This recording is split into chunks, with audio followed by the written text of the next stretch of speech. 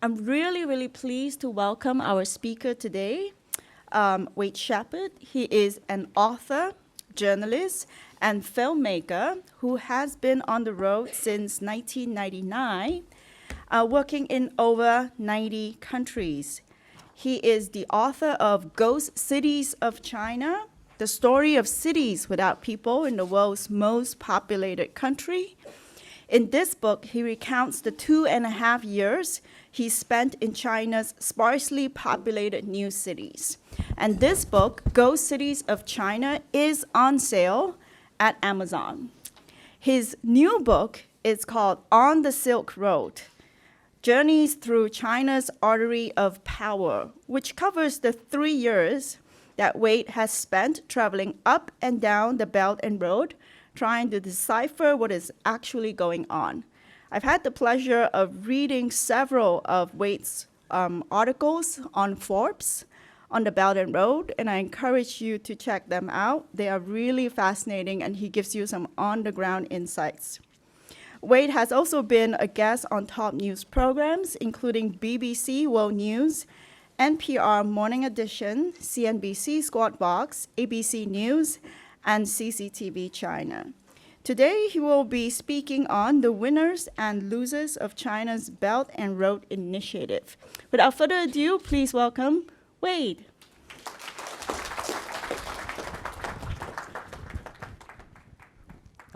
Thank you very much, Professor Allen. 5 years ago, there was nothing here. Over the past 3.5 years, I've spent traveling up and down China's Belt and Road and the broader New Silk Road. This is probably the sentence that's been said to me more often than anything else. I'd go out to a new economic development zone, new airport, a fledgling industrial zone, and I look out at what was almost invariably an empty field. And the person that I was with, usually the CEO or someone else involved in the project, was like, 5 years ago, there was nothing here. And to me, it still looked like there was, nothing there.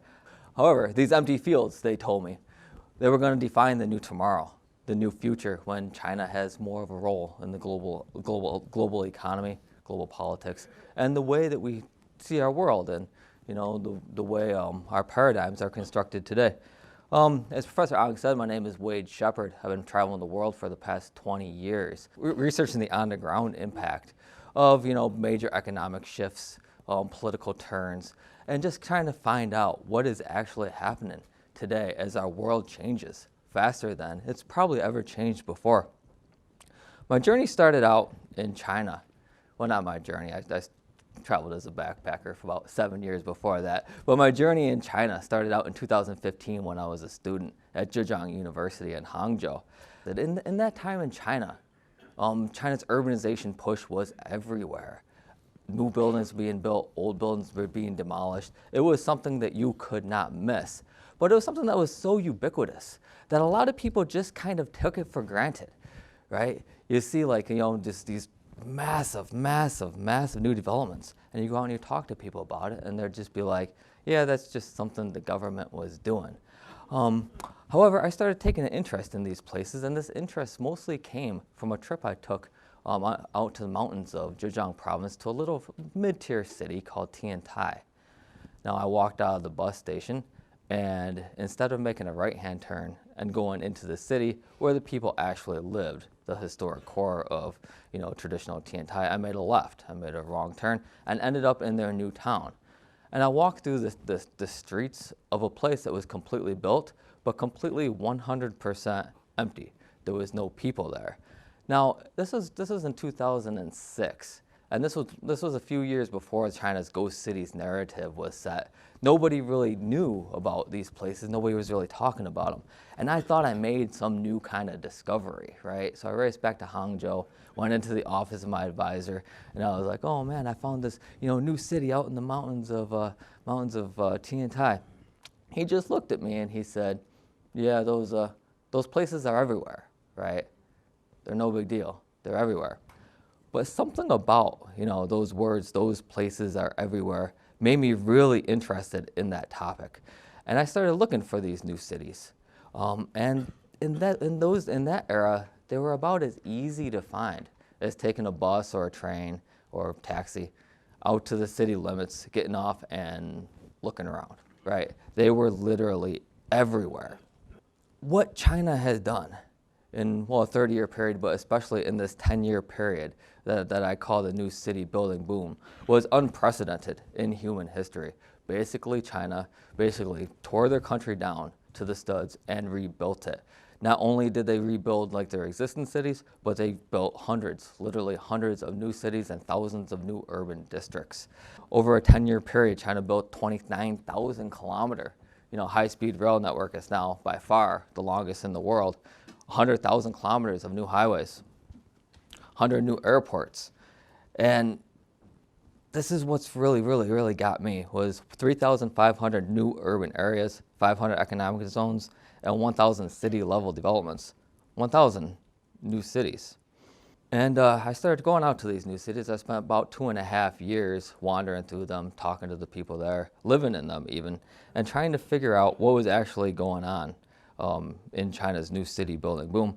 And what I found was, by that time the ghost city narrative had been established, right? The dominant narrative in the international media was China's building new cities to artificially inflate GDP, kind of cook the books on their economic prowess, and that ultimately the rise of China was a hoax, right? And that China was going to bring down the global economy and blah, blah, blah, blah, blah, and all these things that, by 2020 we know hasn't happened and probably won't happen, at least not anytime soon. And what I learned in these new cities is that, as kind of crazy as it was, as insane the development methods was, there was kind of a plan to it. And this plan, ultimately, it worked. And now we have places like, Chongqing, Wuhan, Chengdu, Xi'an, places that were complete backwaters when I first started traveling in China, that are now some of the most economically dynamic cities in the world. And I would say that China's new city building movement in China was probably the most successful human experiment ever. And this is just a short video of what these cities look like between 2006 and 2012. That's the new South China Mall in Guangdong province. It's the largest mall in the world by square foot area, but there wasn't many shops there. This is Xinyang, place in Henan. At that time, it was rumored that China was maybe considering moving the capital there. They cleared out an absolutely massive area to build a new city.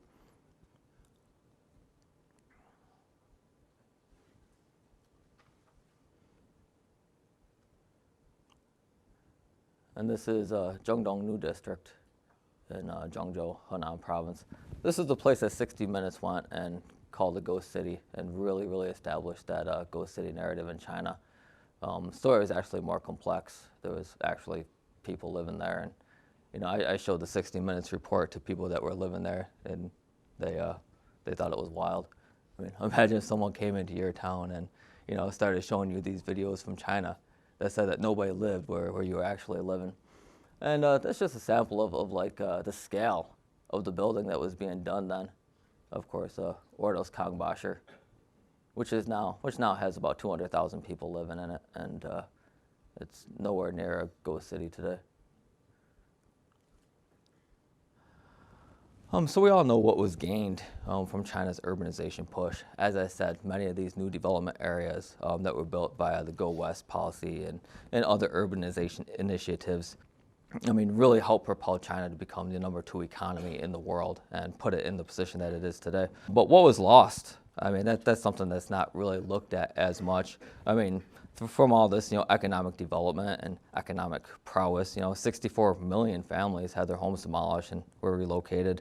More than 1 million traditional villages were wiped off a map, and unmeasurable loss of cultural heritage. Basically everything before 1949 was just gone, and is being still just wiped off the face of the earth. So at that time I was just working as an independent travel blogger. I thought I was, a maverick. I was able to make enough money just traveling and blogging, and it was really living the dream, right? I was able to pick my own topics, research my own stuff, and I didn't have a boss. But then this guy sent me an email. His name is Paul French. He's a New York Times best-selling author, and I was just wondering if I'd like to write a book for his series that he edited at Zed Books. And at the time I was just like, yeah, right, dude, you don't want me to write a book for you, My research methods look something like this, right? I just kind of, hitchhike around or ride a bike around, meet people in the streets, talk to them, and then go and talk to the higher ups after that.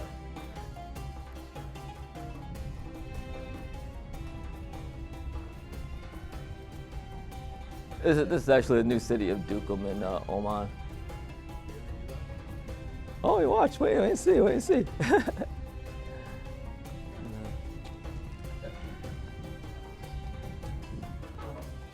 No, it wasn't quite a 100% success rate, even though that's what it looks like it.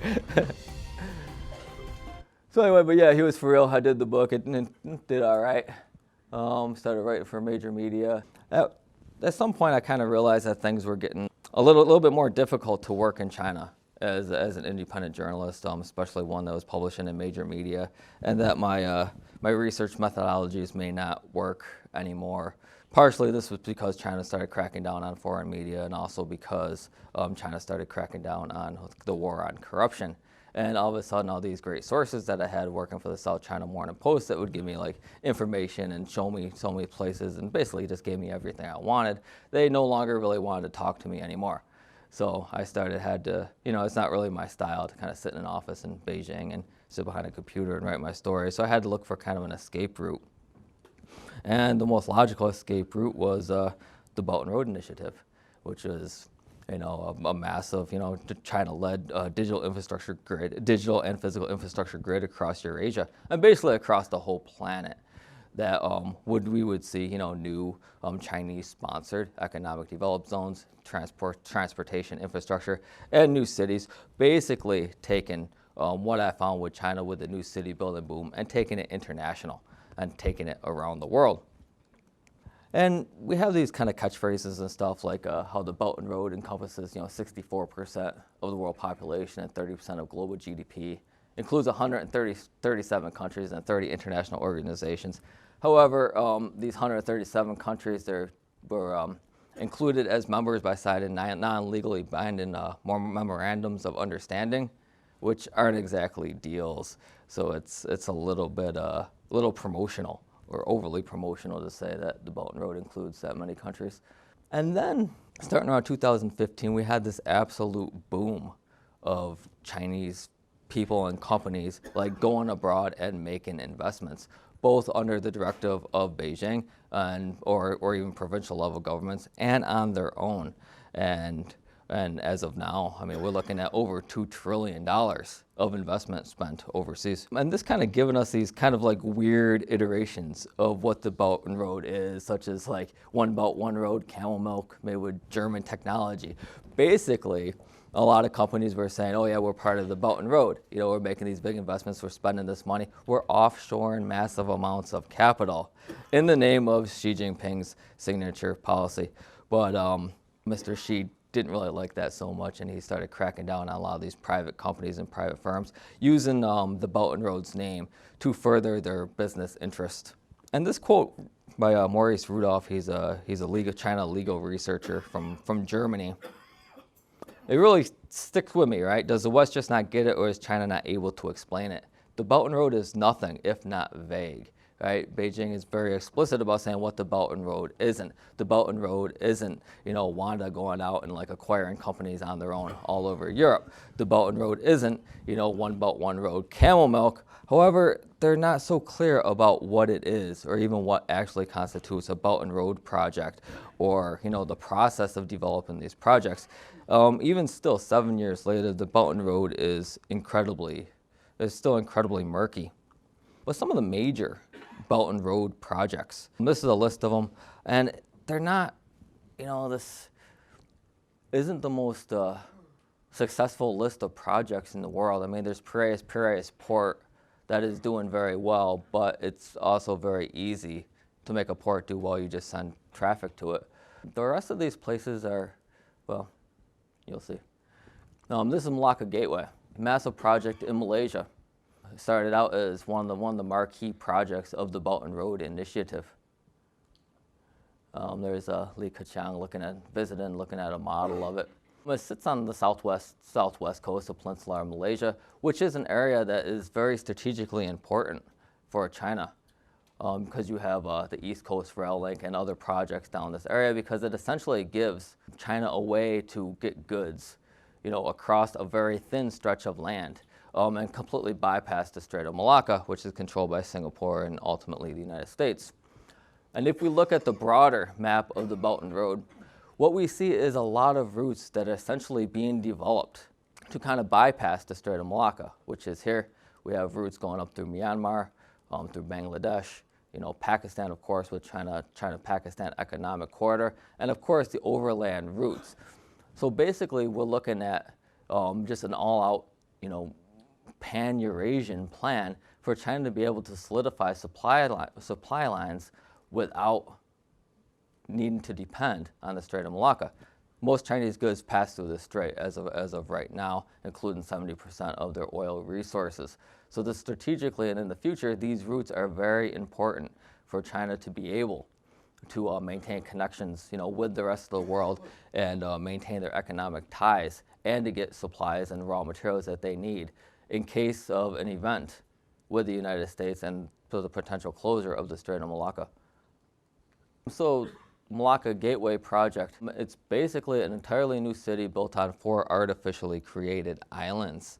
Luxury shopping malls, 7-star hotel, Malaysian Eye, Ferris wheel, and all these great things of international development, all built around a booming container port and a booming bulk cargo port.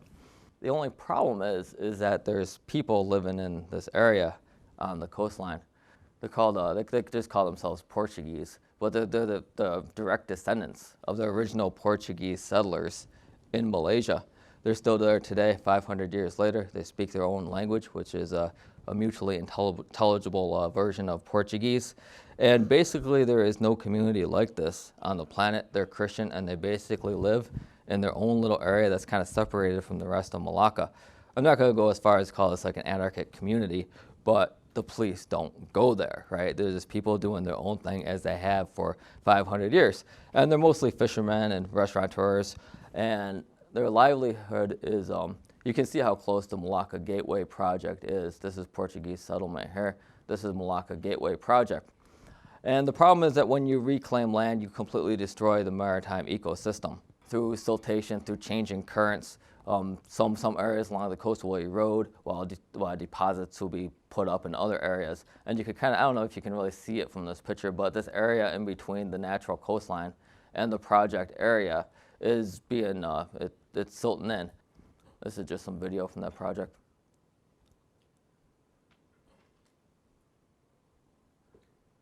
It's the reclamation area.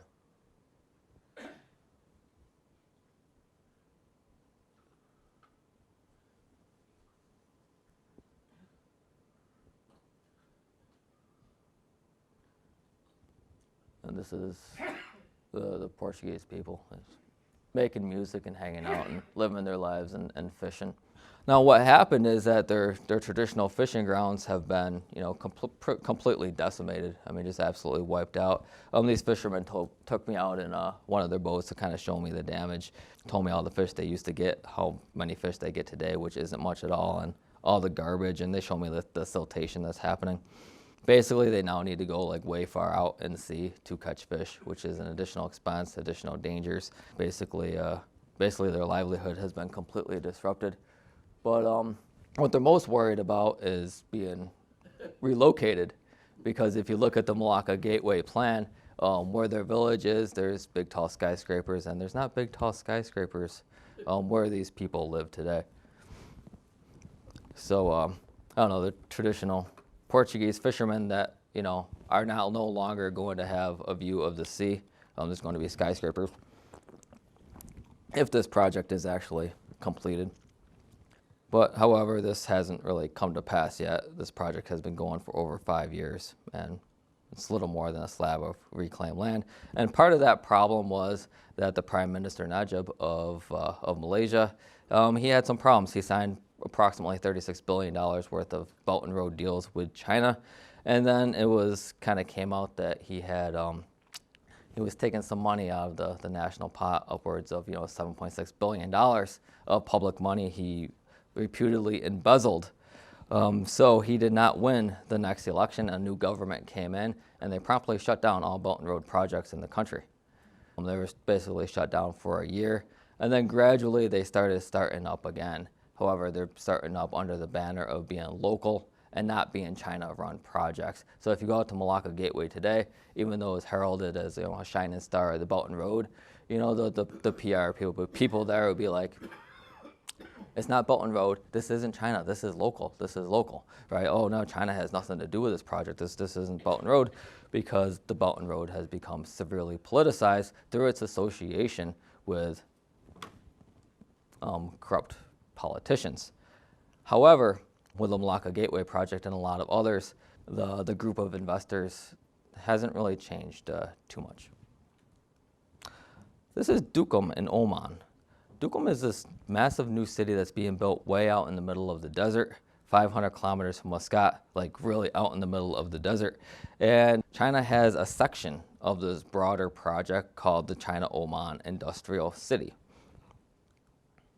And that's Duqm right there, strategically located halfway between China's shipment routes between China and Africa.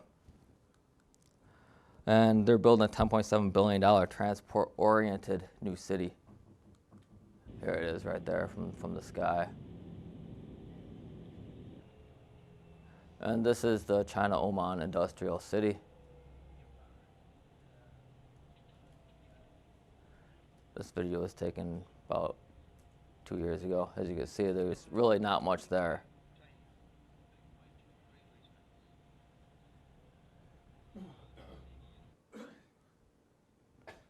There it is, pretty much empty.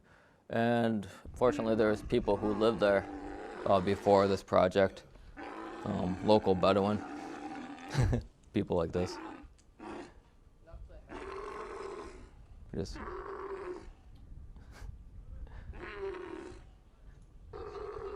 it's kind of funny how I met these guys.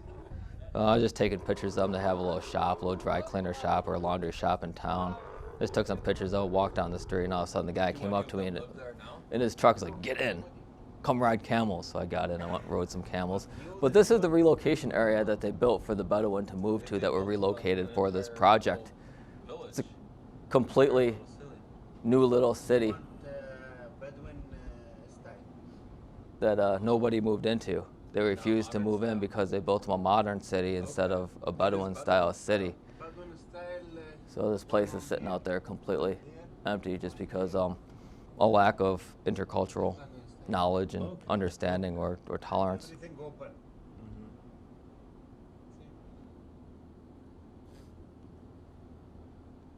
So what will the government do? Maybe right now.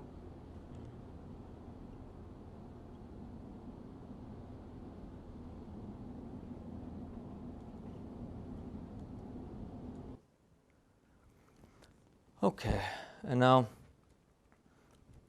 this takes us to Hambantota in Sri Lanka, which was another major One Belt, One Road, Belt and Road project.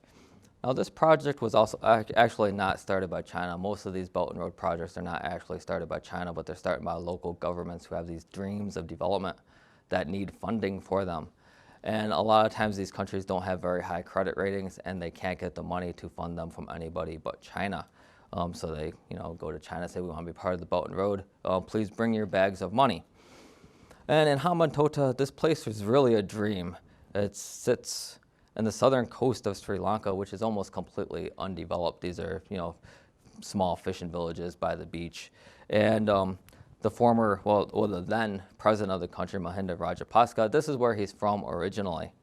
And he wanted to turn this area out in the jungle into the second biggest city in Sri Lanka.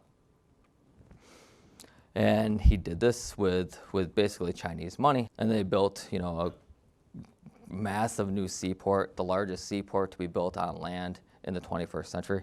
A new airport, new conference centers, a massive new cricket stadium, and all these, big ticket elements of, urban development in a place where there's, no urban development, in a place where there's not people and businesses to fill these places. So yeah, Hambantota is meant to become the second biggest city in Sri Lanka. And It's almost completely built by financed by China, built by China, staffed by Chinese workers. And eventually the port came to be owned by China when Sri Lanka couldn't pay back their debts, or they didn't. Well, they would have rather have sold the port to China than had to do what they had to do to pay back that debt. I was there on the days I was there. I was kind of lucky because I actually got to see a ship come into port. That doesn't really happen very often. Now they get maybe 2 or 3 ships a month, which isn't much for a giant $10 billion seaport. And this is the world's emptiest international airport. I was the jerk that gave it that title. Now that's kind of how it's known. It's also in Hambantota. It was meant to kind of work in conjunction with the port to kind of create this transit-oriented development model that China has been very successful at doing in their own country. However, in places like Sri Lanka, it doesn't really, or hasn't really worked out so well. This airport is basically completely empty. There's hardly any flights. I was there at 10:10 in the morning, and the next flights didn't go out till the next day. And these flights are kind of forced by the the airlines are encouraged by the Sri Lankan government to fly there or to be rerouted there. So you would have passengers like having layovers in Hambantota on their way to and from Colombo, and nobody would get on or off the plane. So anyway, yeah, I had a problem when I was there because I took a tuk-tuk out, a little motorcycle taxi out to the airport. That was fine. That was easy to do, but getting back was another question. There was, of course, no public transportation out there, so I found myself standing on the side of the road, hitchhiking again. And this is the major highway that leads out to the airport. There's no cars at all on it. I was able to walk down the middle of it. And these are the people who lived on that coastline, the traditional fishermen. And they're not too happy about the port because now they can't go over there and fish. They say the military doesn't let them go near it. Well, basically their livelihood hasn't been destroyed, but it has been severely hampered by all of a sudden having this massive state-of-the-art deep sea port, right in your backyard. It's not conducive to traditional fishing methods. I'll put it like that. And anyway, now the seaport in Sri Lanka is a bulk cargo port. And bulk cargo ports usually need, industrial zones to go with them in order for them to be economically viable. And the plan for Hambantota was to have, such an industrial park next to the port. However, they had to get the land from somewhere.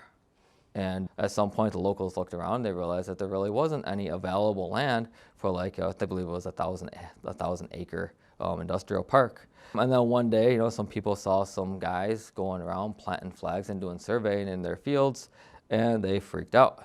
And they had some pretty massive, pretty violent protest with mostly against the potential industrial park. The people didn't want their land taken. They didn't want to be displaced by the project, and it got pretty ugly. And this is a quote from Jonathan Hillman from the CSIS. Chinese companies push deeper into emerging markets and adequate enforcement of poor business practices that turned the BRI into a global trail of trouble. Now, when I started out this Belt and Road project, I believe I had a pretty middle-of-the-road view on China. Some people call me a panda hugger, some people call me a dragon slayer, which I thought that was kind of a nice place for a journalist to be. My book, Ghost Cities of China, was considered too critical to be translated into simplified Chinese and published in mainland China. It was considered to be too pro-China to be translated into traditional Chinese and published in Taiwan. So financially speaking, that was a major blow, but I almost felt good about that, right? Because it kind of meant that you did your job as a journalist. However, as I traveled the Belt and Road, my take has been, I was very hopeful at the beginning. I listened to people, yeah, this could potentially happen. I've seen this happen in China. I know that this could happen. There's potential here. The Belt and Road Initiative essentially connects with many other similar initiatives in the world. The North-South Transport Corridor, Europe's Treka Corridor, and many other, Kazakhstan's Nerli Joel Initiative. So basically, the song and dance of today is infrastructure development to kind of stimulate economic development. And the Belt and Road fell right in place with that. However, we're looking at project after project, mega project after mega project, billion dollar investment after billion dollar investment, not quite working out as planned. Like a lot of times these projects are sold to the local people as being, hey, yeah, this is going to disrupt your life. However, this is going to improve the economy. There'll be more jobs. You'll make more money. You can run your businesses. And as kind of rough, I'll put it that way, as China's urbanization initiative was in China, there was always that other side of the story that, yes, economically, more often than not, this works. Chinese people are getting wealthier. There's more opportunities. And a lot of this came on the back of China's, very, very top-down and very, very harsh urban development methods. So there was both sides to the story. In the Belt and Road, as of now, it's very hard to find that other positive side of the story, as stories of corruption. I mean, 50% of BRI partner countries have sovereign debt ratings of junk. Essentially, the strategy is China, who has a AAA rating, can get loans cheap. They transfer those loans to these developing countries at a higher rate than what is typically considered normal for money coming from a development bank, but much lower than what these countries could get these loans at on their own. So China's kind of a broker of debt.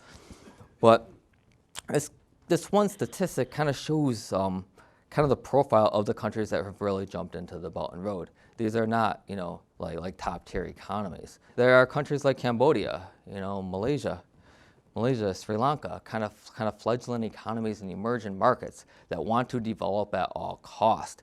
And they're willing to pay the cost, and they're willing to put the future of their country's economy on the line to kind of get this infrastructure that they feel they can propel their economies, to build economies, build new markets, build new cities, and build a new modern future off of. And China's pretty much the only country that is willing to get them enough money to do these projects. However, more often than not, these projects don't work out as planned, and that often has more to do with problems and issues in the countries themselves than it had to do with China. In a lot of ways, China has been kind of a victim of their own Belt and Road. And now that we've seen these projects kind of develop for the past 7 years, we kind of see countries kind of backing off and dropping out. They're canceling projects. Bangladesh, Malaysia, Myanmar, Pakistan, Sierra Leone have all canceled, major Belt and Road projects, or kind of lowered, downsized them drastically. And then, just basic corruption. A lot of these deals do happen corruptly. It was even in the case of Najib in Malaysia, it was found that, that there was a deal with China to kind of help get him out of that jam before anybody knew about it. Basically, what they did is they signed some new development deals at an inflated cost. And the idea was that he could kind of scrape money off the top of that to put back in the development funds that he was being busted for, and nobody would know what happened. It was all a big misunderstanding, but that didn't really work out. However, China did not look really good in the end, because they did try to participate in that cover-up. Of course, Chinese firms operating abroad. There's a saying in China that you catch more fish in murky waters, and that means, like Professor Ang talks about a lot, that kind of environments that we would call corrupt are kind of can be fertile ground for doing business, and Chinese companies are very, very good at operating in that environment. However, in this day and age, operating outside of China, there's a lot of eyes of the world on what you're doing, and it comes out not looking so well. And this is Malacca Gateway today. This project was started over 5 years ago, and it's just a slab of reclaimed land with nothing built on it. I haven't been able to confirm this with the developer, but the people in Portuguese settlement tell me that the Chinese developers have backed out. So basically, there's a slab of reclaimed land there. No new city, no Malaysia Eye Ferris wheel, no 7-star hotel. That's basically just polluted and damaged the local environment without providing any benefits of economic renewal or rejuvenation. This is Hambantota. You can see it's still largely undeveloped. The port is operating, and I believe they're now making a $1 million a year profit, which is nothing. But the port is going, but this whole city dream of turning Hambantota into the second biggest city in Sri Lanka, that's way off. This is the Oman, China industrial city. In Dukum, there's nothing there still. It's still an empty field. That's just kind of a take on where the Belt and Road is today. However, my talk is pretty critical, right? It's kind of hard not to be critical when you see this massive amounts of development and massive amounts of upheaval and impact on people's lives, not really producing the economic results they're supposed to produce. However, as we found out in the last Belt and Road conference in Beijing in April, this is a 100-year plan. right? China's not giving up and going, 2 steps forward, 5 steps back is part of this this world-changing initiative that the Belt and Road is supposed to be. However, the people of Portuguese settlement and Hambantota and the Bedouin of Dukum, they don't have 100 years to wait around for their economies to develop. Right now, they're dealing with all the crap of development without the benefit, and that's basically where we stand right now. Are there any questions?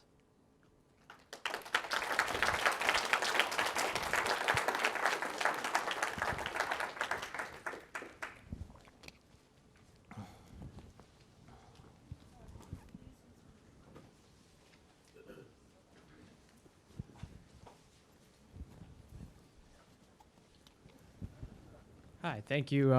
Thank you for that speech. That was very interesting. I'm very curious more so about the political aspects. You very briefly touched on Sierra Leone there at the end. Mm-hmm. And so in the 2018 general election in Sierra Leone, what we saw a lot of was there was a lot of local Chinese business owners who started openly campaigning for the ruling party. Mm-hmm. They were attending rallies, holding placards, which very much goes against the neutrality which China often pushes as being why they are better than Western investors, or why they're less potentially dangerous. And so the question to me is, to what degree does the Chinese government control, or rather okay or approve, the local Chinese migrants and companies who end up taking sides in these political? Well, I'll answer that 2 ways. First of all, the Belt and Road is, China says it's an economic program, but you can't be, economic on that scale without also being political. And China, even top level, even official Belt and Road projects have meddled in, the political processes of pretty much every country that they've touched. Even going as far as, funding or helping fund Mahinda Rajapaksa's in Sri Lanka's re-election campaign. You can't do that, right? And this was, official Belt and Road projects. Another way to answer that is how much control does China have over their companies abroad, and what is Belt and Road and what is not Belt and Road. Most companies, even big major companies making major investments abroad that are from China, are not part of the Belt and Road initiative. They're doing these investments on their own. So the degree to which China can control these companies and keep them from meddling in the political processes of the countries that they're in, it's questionable. However, the Belt and Road is political, and there's certain politicians that they get behind and support, and there's certain ones that they don't. And I don't know if it could be any other way when these projects are often so tied to politicians, right? And when projects can change so much if a new politician or a new political party is elected, and that's really one of the weak points of the initiative is how closely connected to democratic ruling parties that it becomes very, very difficult for China to carry on long-term development when they get so tied into the local political spectrum. Thank you.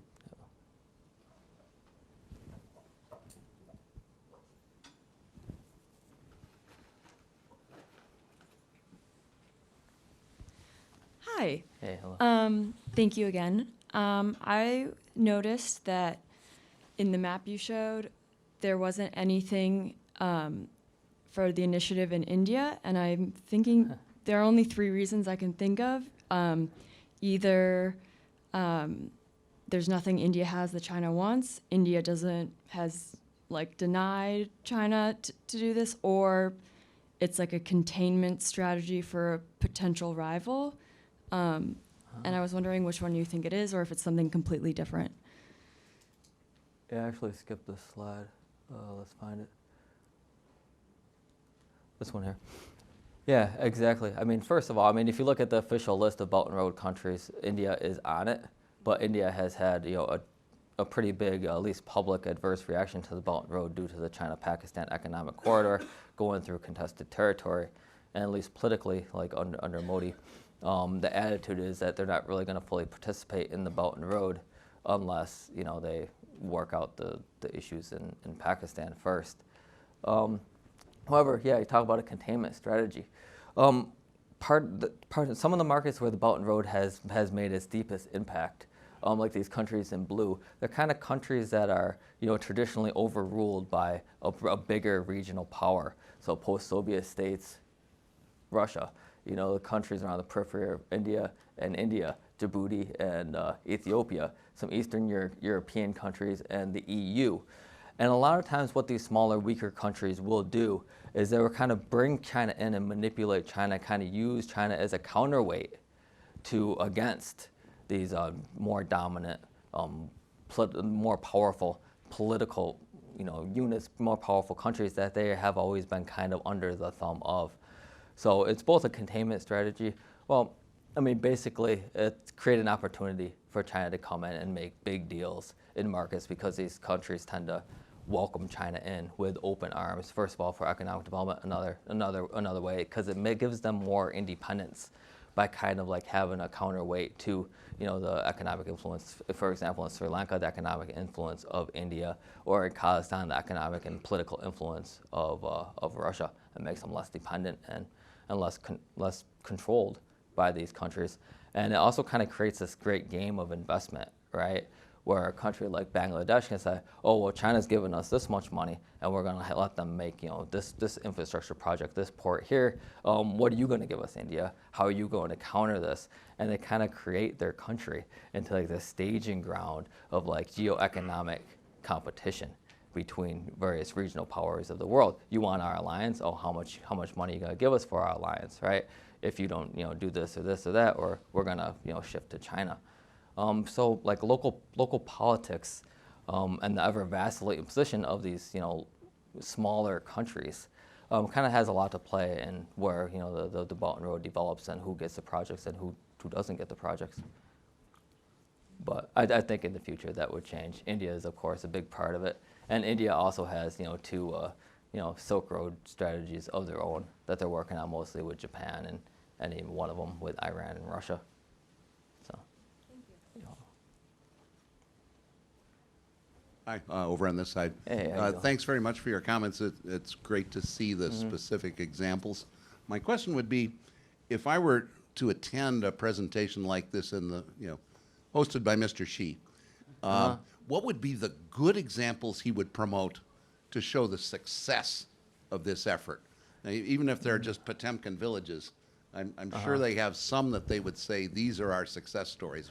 Okay, I think they would say, first of all, about the number of countries that they signed MOUs with. And I don't know. As far as projects, as far as infrastructure, that's really what I looked at. There are no like real life shining star examples of projects that are successful. There's Piraeus Port in Europe. He'd probably talk about Piraeus and how that went from like kind of an underperforming, kind of lagging port in Europe to be one of the biggest and most busiest ports in the entire continent. I think a lot he would talk about is the people-people connections that are being developed, and rising tide lifts all ships, and community of the same destiny. The success here of the Belt and Road at this point is mostly in the fact that people are talking about it. It's an issue. People are participating. Governments are communicating together. I didn't mention it in this talk, but China along with Russia and Western Europe, they set up a 35 network freight train line, a freight train network linking China with Europe. And that's infrastructure. Not many goods are being shipped along these lines, but that shows kind of the intergovernmental connections and agreements that have been formed to make something like this possible. 10 years ago, you couldn't do that, right? You couldn't, put goods on a freight train in Chengdu and send it to Duisburg in Germany, because a lot of soft infrastructure that has to go in with that, a lot of agreements, got deals, and blah, blah, blah. And that has been, a success story of the Belt and Road. Hey, how you doing? Hey, Thank how you you for doing? the talk. This question is going to be like a two-parter, one about the actual initiatives and one about your personal journeys. Mm-hmm. And I was wondering, for the first part, you mentioned at the end of the slides that Haban Toda has like $1 million of like revenue coming in every year. Mm-hmm. I was wondering, where is that coming from? Is that like actual like local sustainable businesses, or is it like forced by the Chinese government or by like the local government itself? And the second question has to do with like your personal journeys, and I wonder how can you like really trust people when you hitchhike and you go on these like chance events with people? I'm just really curious. Okay, to answer the first question, I mean the revenue is derived from ships coming in. That's direct revenue and not revenue that's kind of happened on the peripheries or because of the project. That's just the shipping dues or however they organize the payments from the ships coming in. Because I mean ships do go there, but it's not enough to warrant that big of a port in that location. And many could say that these ships could just as easily go to Colombo, where there's another major port run by China's COSCO Shipping, and rather than not going to Hambantota, but it's pretty political. I mean, just like with the flights being diverted to Hambantota, ships are being diverted to Hambantota. There's no reason for them to go there because there isn't an industrial zone there. What are they going to do? Now you drop off your goods. Mostly cars are being delivered there. Now what do you do? Now do you drive them to Colombo? You know what I mean? So it's pretty political and pretty artificial because a lot of two countries and many politicians have kind of risked their reputations on these projects. The second question about hitchhiking, I don't know. I mean, I pretty much trust people and trust your gut. I mean, I didn't really trust the Bedouin at first that came up and told me to get into his truck, right? But I've traveled in Middle Eastern, North African places before, and I kind of know the Bedouin have kind of a gruff way of talking, right? Mm-hmm. Very, very generous, very, very open people, but the way they talk, they kind of talk in demands, right? So this guy pulling up in his truck saying, "Get in," it's kind of different than an American doing it. Yeah. But walking down the road, Americans say, "Get in." I'm not getting in with you. I'm going away. I'm going somewhere else. But yeah, I mean, some of these like new cities and new areas, there's no other way to really travel. Right, in China's ghost cities, I had to do a lot of hitchhiking, which is pretty easy to do in China. I also had a folding bicycle, so I could put it on a train or a bus, and then I hop off and just ride my little bike into the ghost city. But in Dukum, there's no other way to get around other than like renting a car and driving it, 550 kilometers from Muscat. There's, no public transport there because there's not really any people there. Yeah. So it's a little out of necessity, a little intuition. A little out of necessity, a little out of intuition. And it makes things interesting too. So when you go to new cities, I mean, the people that you want to talk to are people that are either involved in creating the new city or people who are being impacted by that. And everybody there is going to fall under, one of those two criteria. So you hitch with someone and all of a sudden you have, an interview target just sitting right there in the car and they can't get away from you. So Thank you. Really enjoyed it.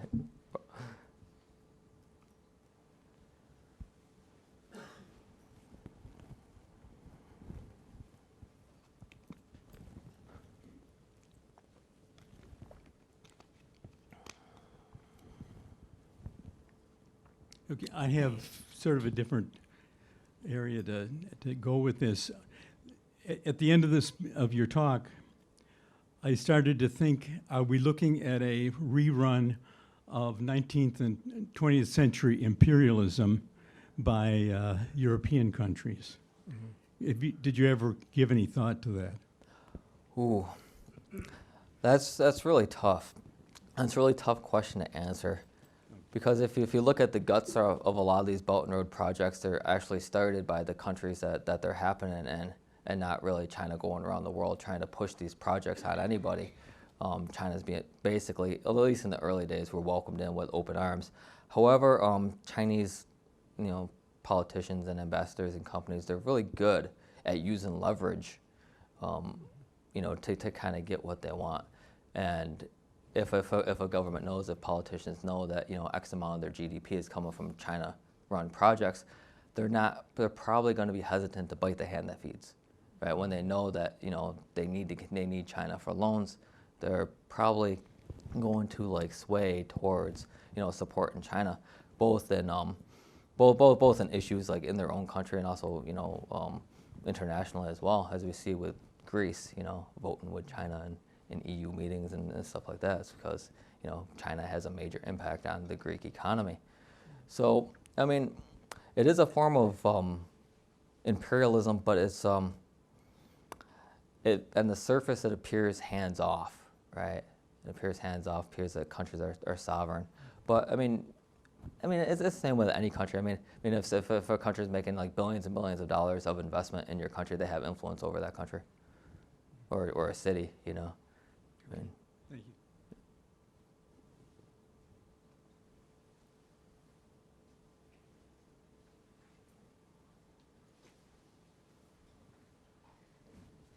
Yes, thank you. In the course of all your travels over Belt and Road projects, did you see any military or expansionist activities or anything that might lead in that direction?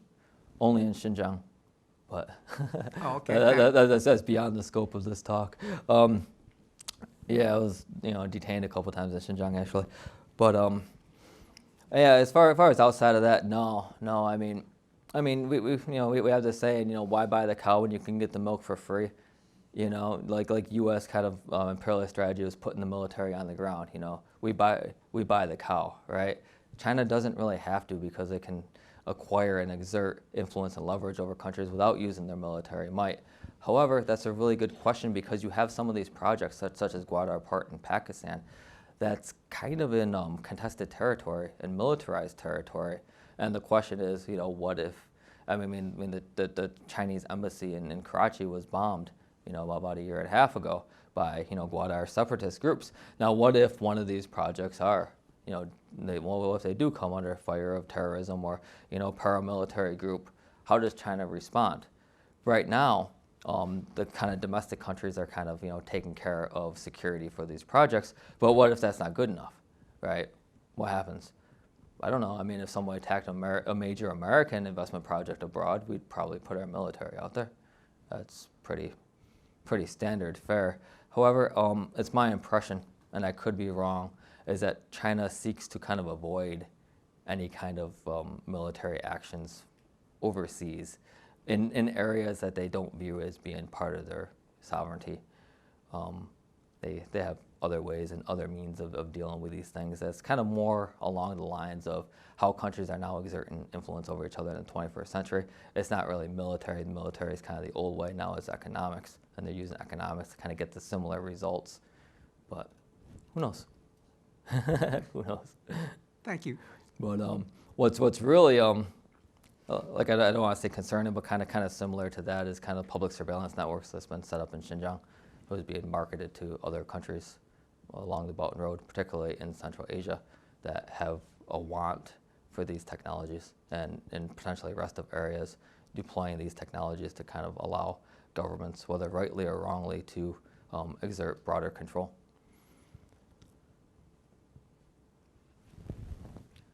One of the things that's interesting for anybody that's been involved with international development, whether you've worked for the World Bank or the United Nations or USAID, is that for infrastructure projects, there's always corruption. There's always, particularly working at the local level, ways in which huge amounts of resources get squandered. If you look at U.S. involvement in Afghanistan, for example. So the difference between Chinese development and basically these other kinds of efforts to develop developing countries is that the infrastructure projects of the Chinese get built by the Chinese, operated by the Chinese. They actually get built in contrast to what occurred before. I was in Nepal, where the Chinese built a road from Lhasa to Kathmandu.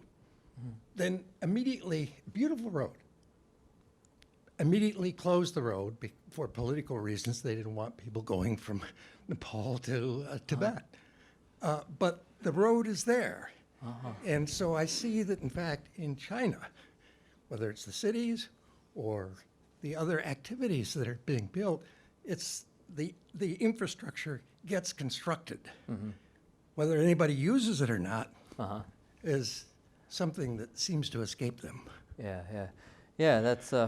That's interesting. Once you build these infrastructure grids, they last for like a long time. A lot of countries in the world, people still travel on the roads that they traveled on 100, 200, even in my case, 1,000 years ago, right? And building these new infrastructure networks, even though you got to repay the roads and rebuild the airports, they're going to stay there for a really, really, really long time. And who controls them is probably one of the major questions of the 21st century. And it's likely that somebody will figure out how to use them, maybe in ways that are very different than what people had originally proposed. But yeah, what you say about corruption is true. There's corruption, all levels of infrastructure development in most countries in the world. What makes China different is that a lot of this corruption has been politicized.